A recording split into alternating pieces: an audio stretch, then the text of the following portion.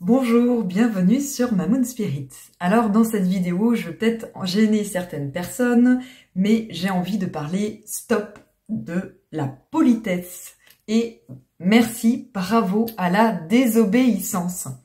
Alors pourquoi ce sujet? Qu'est-ce que je veux dire par là, stop à la politesse? Récemment, il y avait un post sur quel est le plus important à apprendre aux enfants. Et en fait, en majorité, tout le monde répondait la politesse, la politesse, la politesse. Et d'autres articles, oui, le plus important, c'est d'apprendre aux enfants à être polis. Et je me suis pris un tollé parce que moi, je suis pas du tout, mais pas du tout d'accord. Pourquoi? Parce que pour moi, il y a d'autres choses qui sont bien plus importante que la politesse, et voire même la politesse peut être nuisible, et je vais aller développer tout ça. Déjà, pour moi, ce qui est le plus important à apprendre aux enfants, c'est d'apprendre l'amour, l'estime de soi, d'apprendre à un enfant à être en paix, en sécurité intérieure. Ça me paraît quand même quelque chose d'indispensable. Et pour moi, si on parle bien à un enfant, si on l'aime de tout notre cœur, si on lui montre que il est important, il doit s'aimer, c'est ça qui va faire de lui un enfant et un adulte qui va pouvoir grandir en étant en paix, en sécurité intérieure, etc. Et après, les règles, les codes de la société, libre à lui, du coup, de voir ce qui est juste, ce qui est moins juste. Parce que pour moi, la politesse, telle qu'on nous l'apprend, pour la plupart du temps, voilà, c'est un peu en mode perroquet. C'est-à-dire qu'il y a les mots-clés, les bonjours, les merci, les s'il vous plaît. Alors ça veut pas dire que je n'apprends pas à mes enfants à dire bonjour, etc. Et qu'ils savent de toute façon, parce que aujourd'hui je suis encore dans les cases de la société, ils vont à l'école, etc.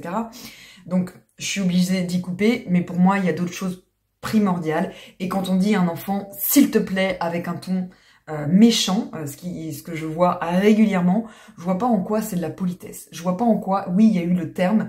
Moi, mes enfants, des fois, avec moi, ils savent que pour moi, c'est pas important ces termes-là.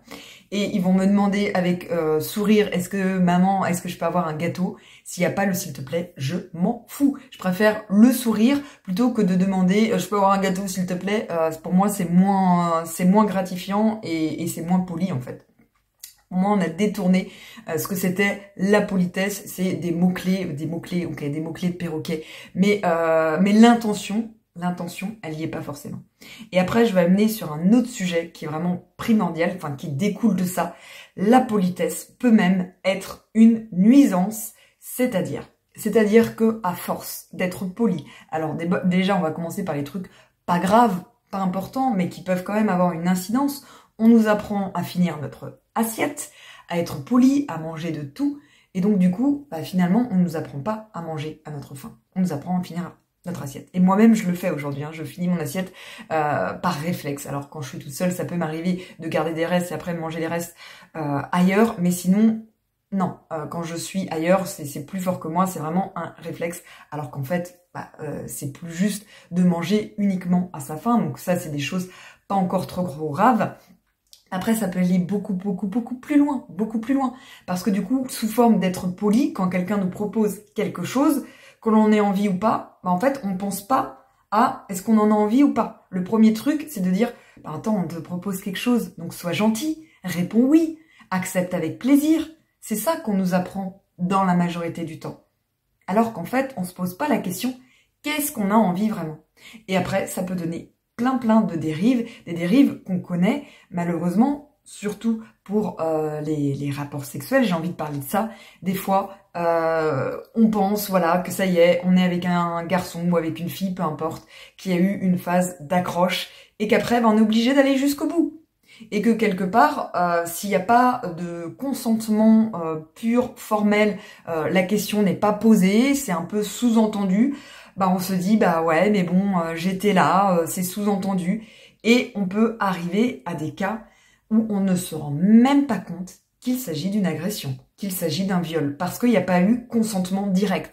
Et que c'est la politesse qui a primé. Alors je peux aller loin pour certaines personnes, mais pour moi, c'est hyper important de ramener là de la conscience et de se dire, je reprends mon pouvoir de création, j'apprends aussi à mes enfants ce propre pouvoir de création à juger par eux-mêmes. Est-ce que ça vibre juste? Est-ce que ça ne vibre pas juste?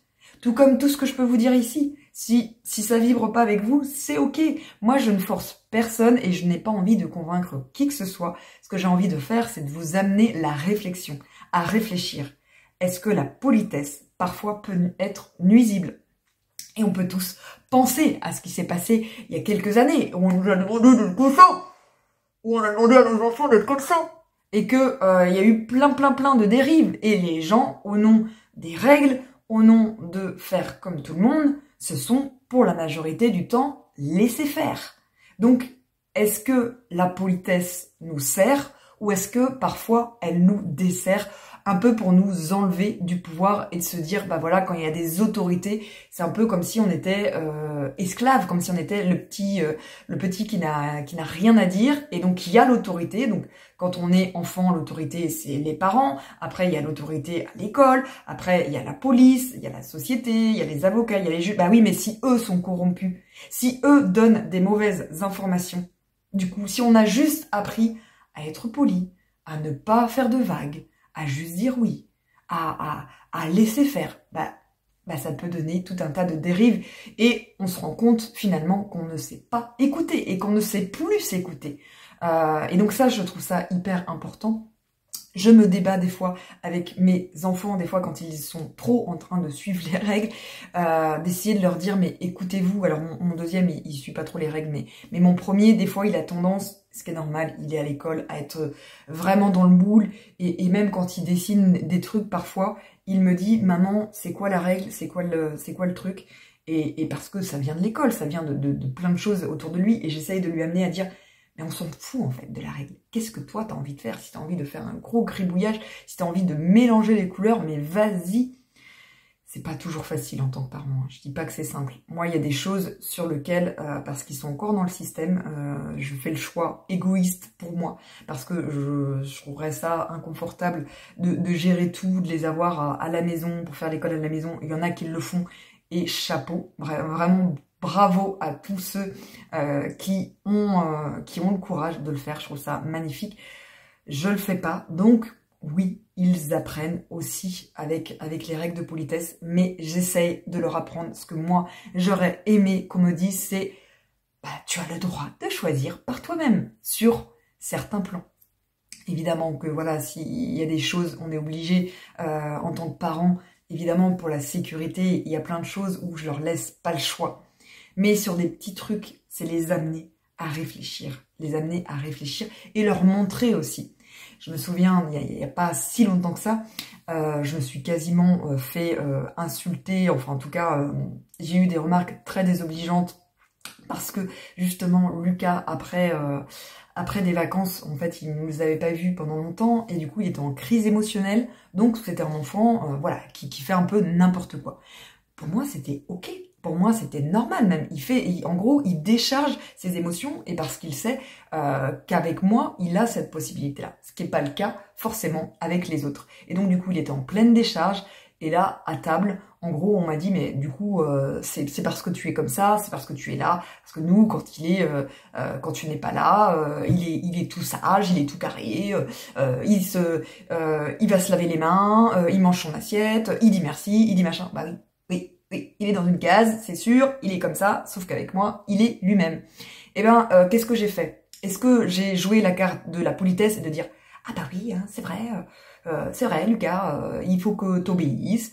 Est-ce que j'ai surenchéri le truc, bah, si t'es pas gentil, si t'écoutes pas la règle, t'es pas gentil. Ou est-ce que moi-même, je me suis mis en incivilité, donc en désobéissance? Et là, j'ai choisi, évidemment, la carte de la désobéissance. Donc, je suis sortie de table, ce qui ne se fait pas, selon la politesse, selon les règles de bienveillance. Et puis, bah, voilà. Donc, je suis sortie de table. J'ai pas non plus mis le feu au niveau des paroles. Par contre, au niveau des actes, au niveau de la posture, j'ai montré à Lucas que moi, j'étais avec lui et que là, je ne tolérais pas ce qui se passait à table et que moi-même, je pouvais être la mauvaise personne qui désobéit parce que ça va pas. Et donc, voilà. Après, à vous de sentir ce qui est juste pour vous. Je vous dis pas d'être forcément rebelle comme moi je peux l'être, mais en tout cas de vous poser la question. Est-ce qu'il n'y a pas des choses que je fais uniquement par politesse, uniquement par règle, uniquement par croyance limitante. Et mes enfants, si j'ai des enfants, qu'est-ce que j'aurais envie plus tard? Est-ce que j'ai envie d'avoir des créateurs conscients, des enfants qui sont conscients que leurs actes, que leurs paroles ont un impact, que y a le langage, il y a ce qu'on dit, il y a le merci, il y a le s'il vous plaît, mais en fait, quand l'énergie n'est pas là, en fait, ça veut rien dire quand l'énergie n'est pas là. Alors que quelque part, est-ce que je peux avoir ça avec un grand sourire, avec une énergie d'amour? Voilà. Donc, l'énergie qui se dégage et toute la posture verbale, non verbale, c'est-à-dire les gestes, l'intention, eh bien, on véhicule aussi quelque chose en fait. Donc, les mots tels qu'on les a appris, de dire oui, alors que des fois on a envie de dire non, eh bien, ça peut être vraiment un vrai piège. Donc, je vous invite à réfléchir là-dessus et puis n'hésitez pas à laisser vos remarques, vos commentaires et aussi à débattre. Je suis là aussi pour débattre. Je suis là, pas là pour m'enfermer, mais plutôt pour essayer d'ouvrir. Là, j'ai donné, moi, ma vision. En effet, ça peut ne pas correspondre à tout le monde, mais j'ai vraiment envie d'amener cette nouvelle conscience. Prenez soin de vous. À bientôt.